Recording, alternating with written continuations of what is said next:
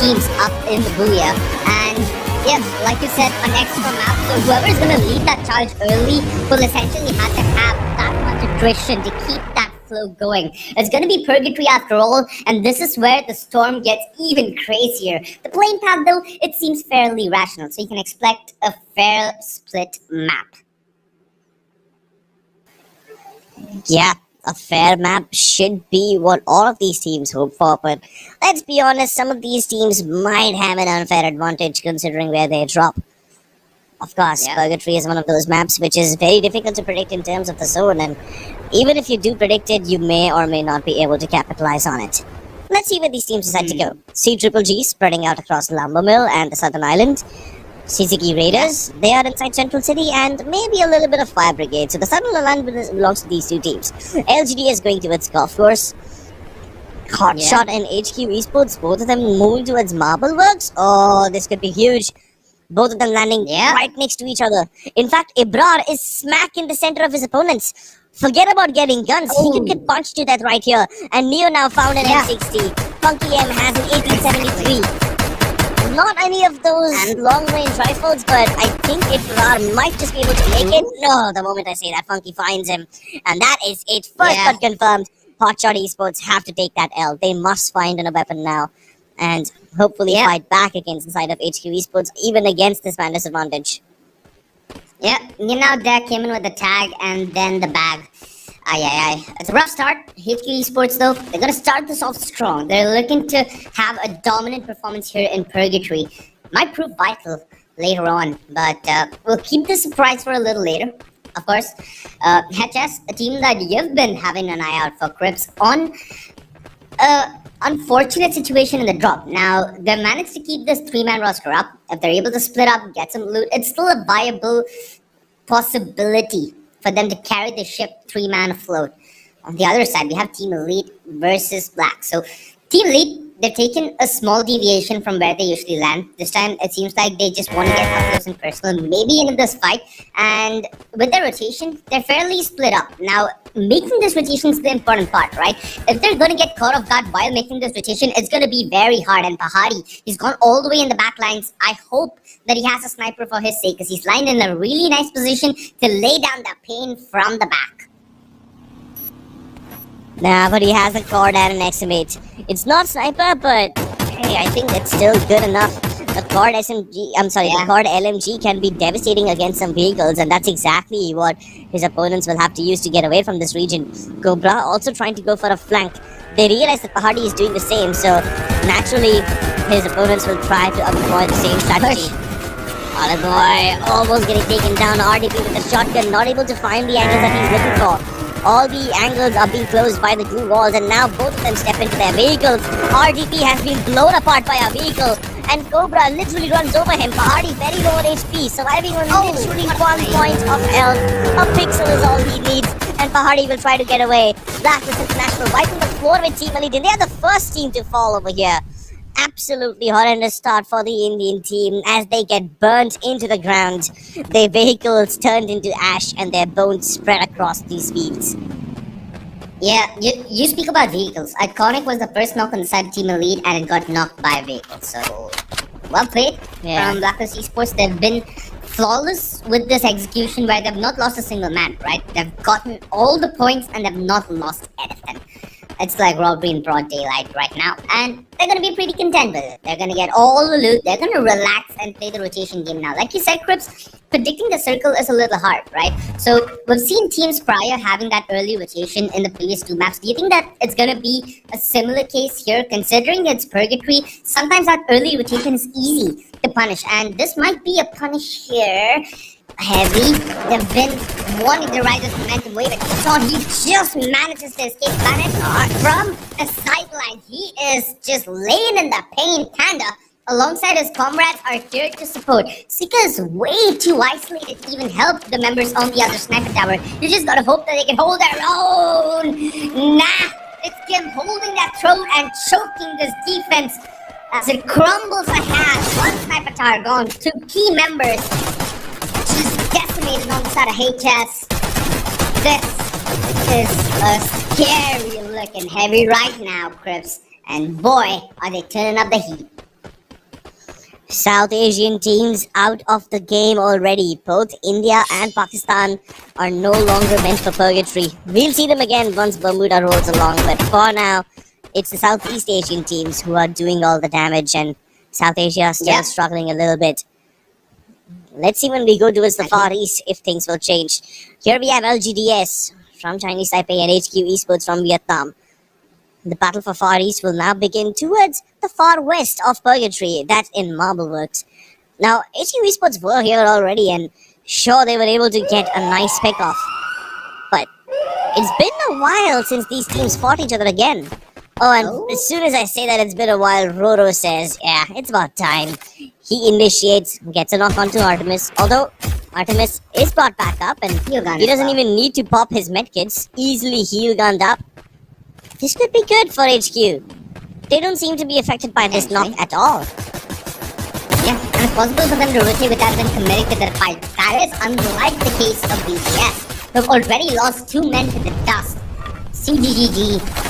I was not able to see this on the minimap, but I think they've just found the perfect time on cutting that rotation, right? That's the risk when you're running vehicles. Now, we've seen a lot of players here love vehicles. Even I love vehicles, but it's at a cost. Here, it's at a cost of it blowing up and you already sitting in your tomb. So let's hope that Street's able to keep that McLaren on the street, because it's about to hit the sky if any more bullets touch its rim. And it seems like EBOS are committing their rotation to the vehicles and just changing their mind on it. They've reached their destination. Now they're just gonna try and rotate by foot. Blue Wolf's down at 05. He needs to get back in that pickup truck and head towards real estate that his team is already gathered. So not gonna lose any members here, EBOS, but we've seen some nasty gatekeeping action already. This is all just gonna intensify, Crips. We're just getting the cherry on top of the big fat ice cream. Yes, they're looking to make this game even fatter by getting all these kills on CGG. A knock is there, but they have been revived. Darren back up on his feet, ready to heal up. Deadpool and Haiti are the first points of contact. Mr. 05 and Street, they are both leading the charge. Sam also stepping in his bike, and he knocks out Deadpool's glue wall, even damages him to some extent. Now he gets off the bike, and inside Deadpool's chrono shield, he gets 2 kills. Oh no, this pushes first, and unfortunately they're falling by twice, and Street also goes down. How have the tables turned? CGG were the first team to suffer a knock. Darren was on the ground, he got revived, and Darren was knocked down again. But it doesn't matter because Momo and Haiti are the ones who clean up this entire fight. And they keep this team alive. 6 kills for them, and yet another team bites the dust. For sure. I'm kind of bamboozled by the fact that that counter initiation worked to perfection, right? I thought with that fight coming in that close and personal alongside a chrono, he'd be able to confirm at least a knock before he gets knocked himself. But not the case. CGG, they just are better when it comes to being patient and allowing that aggression to feed into their hands. You can see that on the approach they were a little split, right? There was no kind of support headed into the initiation with the bike. With that delay, it was like a confirmed start for CGG, which they just didn't let go of the fight post that. That was brilliant stuff. GDS, they've lost that man early, and now HQ Esports, they're looking for this. They've been waiting for this as well. If I'm not wrong, this fight started here, and they're looking to end it here as well. Tyson, he's been on an absolute tear so far, but that tow truck might just get it. Yeah, it's on fire. It's on fire. A couple more shots, and that would have been a dead Bruce. Bruised up, but still alive. That's the important part here. How does he make his way back into the play zone? Are they going to take the long route and rotate via the bridge that's to their south? All the way south, where they go through central and then emerge towards that campsite region? Darn, that's a long road. That would be too long. I thought they could have probably taken that bridge towards the north. HQ Esports were looking in that direction, but it might have been just out of their line of sight. But now LGDS are kind of screwed. I mean, Roro has to tank quite a lot of zone damage in order to get there, but what about Bruce? He doesn't even have a vehicle. He's moving towards golf course in hopes of finding one. They've been just out of their line of sight, but now LGDS are kinda screwed. I mean, Roro has to tank quite a lot of zone damage in order to get there, but what about Bruce? He doesn't even have a vehicle. He's moving towards golf course in hopes of finding one. Well, just gotta hope, right? We've seen a couple of players getting picked up here and there. They've been a little stray, so it's a risk, Crips, and I kind of understand that fear that's on the back of your mind. If that vehicle is not found and he commits that rotation on foot, there's a high chance that he does not make it. Yeah, that's probably what he's worried about the most. Yeah, I like this. Not to mention potential fight that could be brewing. Oh yeah, of course. I mean, I've always been the kind of person who criticizes teams who take this heaven compound a bit too early, but with the third circle just about to roll around, I think this might just be the right time to pick it up. GPX, they are nearby. They've taken up some knocks, although they won't initiate. Not just yet. They know that Kudai will be revived instantly. They are also aware that there are healing guns available, so they won't commit to this fight just yet. But if they get like 2 knocks, yeah, maybe then GPX can go ahead. If they confirm a kill, maybe then they can go ahead. So GPX looking for a much bigger advantage than just a knock. Of course, contesting the heaven compound is something that you don't do every day. You only do it because you think that the remaining circles will also go somewhere in that direction, and maybe the heaven compound will actually give you an advantage. But now that GPX and Heavy are nowhere close to the heaven compound, they don't need to actually put their bets over here. They can just hold their areas. HQ Esports from the north rotating alongside the road, and they're trying to enter the fields. If I was GPX, I'd be kind of scared here. Heavy, they've been really good with how they are gonna take this fight, and even that knock, right? We did see that in the case with CTEG. You just have to recompose and make sure your front lines ain't gonna leak. And now though, HQ Esports, they've rotated all the way around fields to get this real estate, and their position is more than aware from every player here. This is going to be a triangle of death, because anybody who wants to rotate out is going to be out in the open. That is going to be at least in between 3 players crosshair. Now, if you're going to survive that, you're a madman already. But let's hope that fates on at least one of their sides. HQ, I feel like this rotation is going to make them in a uncomfortable position, but an important position. They now need to start setting a tempo for themselves with the circle. They've kept themselves in the death center. Now they're going to be in the outer crescent of the circle. Their ability to gatekeep is pretty decent, but they need to make sure that they're going to be the ones in control of that fight. On the other hand, we might have that skirmish between Heavy and GPX already. Couple of shots here and there. Like you said, they're just looking for that one knock to start their initiation with, right? Nades, they're going to be far from the range, at least for now. So only time will tell which team's going to get the better hand. For now, though, it's going to be a pure stalemate. Yeah, but eventually the stalemate needs to break. Heavy need to move in and attack GPX. If not, then they need to find another compound for themselves. Meanwhile, on the other side of this region, I think Burst the Sky? No, it wasn't Burst the Sky. It was some of the team towards the south also need to move inside, and a little bit of Brasilia is still available in the zone, so maybe they can still move in. But E-Arena have probably one of the best compounds in the entire zone right now. They've got the Heaven compound, and this was always a great position to gatekeep anyone else who's coming from the south. But now it's not just that. Now they also have one of these areas from where they can keep an eye on the team in fields. And now this is exactly what I was worried about. LGDS and CGGG. Both these teams have, have faced a couple of teams already, and they don't have a place to call home, but they need to move inside regardless. So where do they go? None of these places are occupied. There are a couple of trailer houses that these teams are trying to take control of, but CGGG has too many enemies on their crosshairs. I mean, they're trying to shoot down Blacklist International. At the same time, they were fighting LGDS, and while the 2 remaining members of CGGG are left behind trying to gatekeep, the 2 other members have already reached these trailers where Black Phoenix are just about to start crashing. So they need to somehow regroup. Otherwise, CGGG will end up getting isolated and exterminated. And then now there's 2 teams coming upon them. So this could be problematic. Exactly. Darren driving right through. But Deadpool with the nades, he's able to get one. With Phoenix down, nobody coming in to rescue him. This could be the end of Blacklist International right here. It could be, but see, Triple G, they're putting themselves in between a meat sandwich. This part of the crescent is so heated.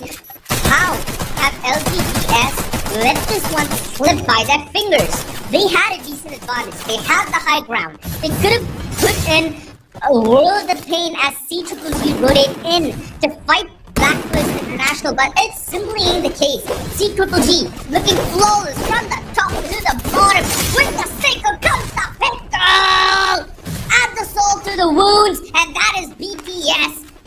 Burn the sky? Well, they're burnt off the stage, my man. They're gonna be in the next map waiting. But C-Triple-G already have a 14 kill point secured. Are you serious? Has to be the most dominant performance that we've had so far, Crips. And boy, oh boy, every other team now has a cold send down their spine.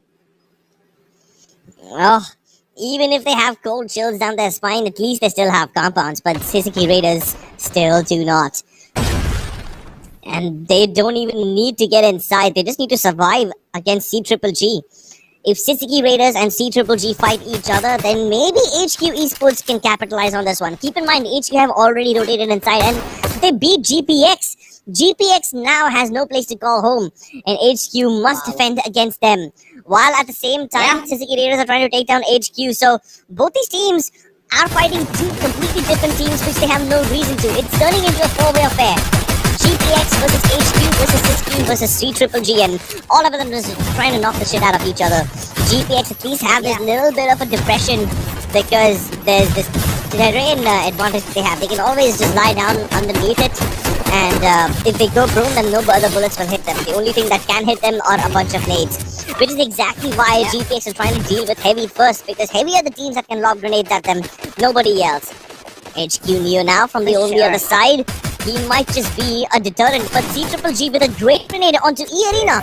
Okay then, C-Triple-G are not engaging in this fight. They're fighting some completely different team. They're fighting E-Arena, and they have absolutely no reason to. E-Arena needs to move inside now.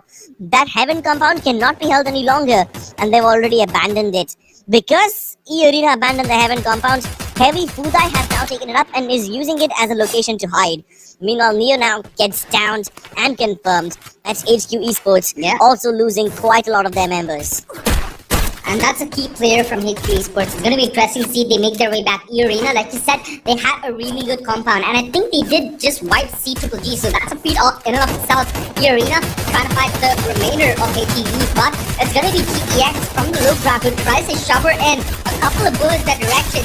Well, it hits both their head and shoulders, ripping their head straight off that body. And GPX now looking to bring in the heavy artillery, the nades coming from the sky. They're looking to burn this sky. They're looking to take home the booyah. They have the numbers, they have the will, they have the power. And so, will this be GPX finally back in the booyah? Yes, it is. Another name up on the top, but you've gotta give it to our members over at C-Triple-G. They've bagged a monstrous kill count, and I am interested to see what their placement's going to be like after this game of Purgatory, because there's been a couple of losers here, but a lot of winners out of Purgatory. It's going to heat up the second